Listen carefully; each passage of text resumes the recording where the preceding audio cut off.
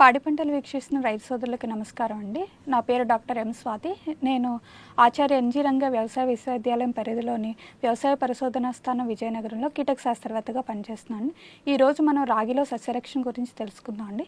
రాగి పంటని మనం విత్తిన దగ్గర నుంచి కూడా కోతకొచ్చే వరకు వివిధ రకాల పురుగులు ఆశించడం వల్ల పంట దిగుబడి అనేది గణనీయంగా తగ్గిపోతుందండి. ఇప్పుడు మనం రాగి పంటను ఆశించే పురుగులు, వాటి యొక్క యాజమాన్య చర్యల గురించి తెలుసుకుందాం అండి.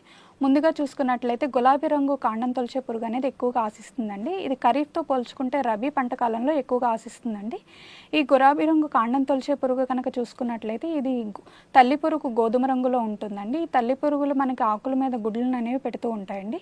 ఈ గుడ్ల నుంచి వచ్చిన పిల్ల పురుగులు గులాబీ రంగులో ఉంటాయండి. ఈ పిల్ల పురుగులు మనకి పంట పిలకలు వేసే దశలో కనుక చూసుకున్నట్లయితే గుడ్ల నుంచి వచ్చిన పిల్ల పురుగులు మనకి కాండం లోపలికి అనేది చొచ్చుకొని పోయి లోపలి పదార్థాలను తినివేయడం వల్ల ఆహార పదార్థాల సరఫరా, అదేవిధంగా నీటి సరఫరా సరిగా జరగకపోవడం వల్ల మొవ్వు అనేది చనిపోవడం అనేది జరుగుతుంది. అదేవిధంగా ఈ పురుగు కనుక మనకి పూత దశలో కానీ వెన్ను తయారయ్యే దశలో కానీ ఆశించడం వల్ల అది కాండం లోపల పదార్థాలని తొలిచివేయడం వల్ల గింజ సరిగా తయారవక తెల్ల కంకెలు అనేవి ఎక్కువగా ఏర్పడడం అనేది జరుగుతుందండి. ఇప్పుడు యాజమాన్యం కనుక చూసుకున్నట్లయితే పురుగు తొలి దశలో అంటే గుడ్లు పెట్టే దశ కానీ గుడ్లు పెట్టిన తర్వాత పిల్ల పురుగులు గుడ్ల నుంచి బయటకు వచ్చే దశలో కనుక ఈ పురుగుల నివారణకి అజాటరెక్టిన్ 1500 ppm అనే మందు 5 ml లీటర్ నీటికి కలుపుకొని పిచికారీ చేసుకోవాల్సి ఉంటుందండి. పంట 20 రోజుల దశలో గమనించుకున్నట్లయితే ఎకరానికి 4 కిలోల చొప్పున కార్బోఫిరాన్ 3G గుళికలు అనేవి వేసుకోవాల్సి ఉంటుంది.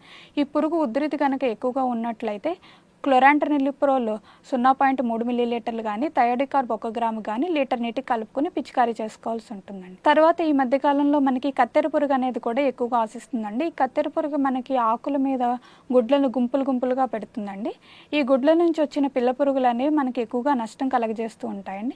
మొదటి దశ గొంగళి పురుగులు కనుక చూసుకున్నట్లయితే ఆకుల మీద ఉన్న పత్రహరితాన్ని గోకి తినడం వల్ల ఆకుల మీద తెల్లటి పొరల్లాగా ఏర్పడుతుందండి.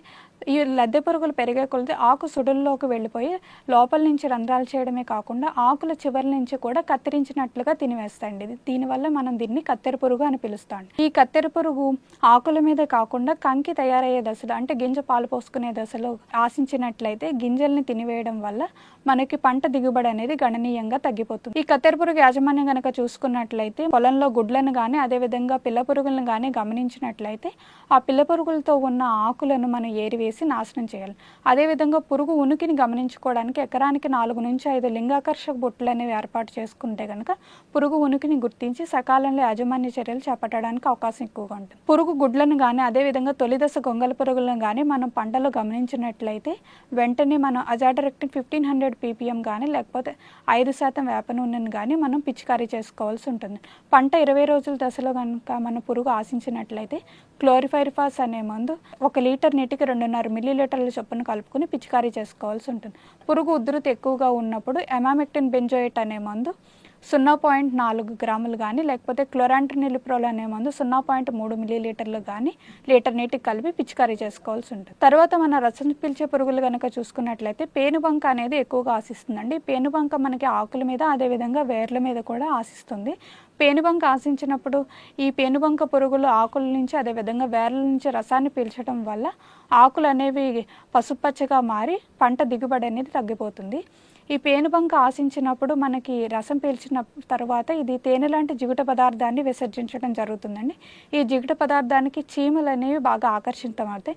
మనకి ఎప్పుడైతే పంట పొలంలో చీమలు కనిపిస్తున్నాయో అప్పుడు మనకి పేనుబంక ఆశించినట్లుగా గుర్తించవచ్చండి. అదేవిధంగా ఈ తేనె లాంటి జిగుట పదార్థం వల్ల నల్లటి మసి అనేది ఆకుల మీద ఏర్పడుతుందండి. ఈ నల్లటి మసి వల్ల కిరణజన్య సంయోగ క్రియ సరిగా జరగకపోవడం వల్ల కూడా పంట దిగుబడి అనేది తగ్గిపోతుందండి. ఈ పేనుబంక నివారణకి మనం లీటర్ నీటికి 2 ml మిథైల్ డెమటాన్ కానీ లేకపోతే డైమిథయోట్ కానీ పిచికారీ చేసుకోవాల్సి ఉంటుందండి. ఈ విధంగా కనుక మనం యాజమాన్య చర్యలు చేపట్టినట్లయితే రాగి పంటను ఆశించి ఎక్కువగా నష్టం కలిగించేటటువంటి గులాబీ రంగు కాండం తొలిచే పురుగు, కత్తెర పురుగు అదేవిధంగా పేనుబంకను మనం సకాలంలో నివారించుకుని మంచి దిగుబడులు సాధించడానికి అవకాశం ఎక్కువగా ఉంటుంది. నాకు ఈ అవకాశం ఇచ్చినటువంటి పాడి పంటల ఛానల్ వారికి ధన్యవాదాలు తెలియజేసుకున్నాను.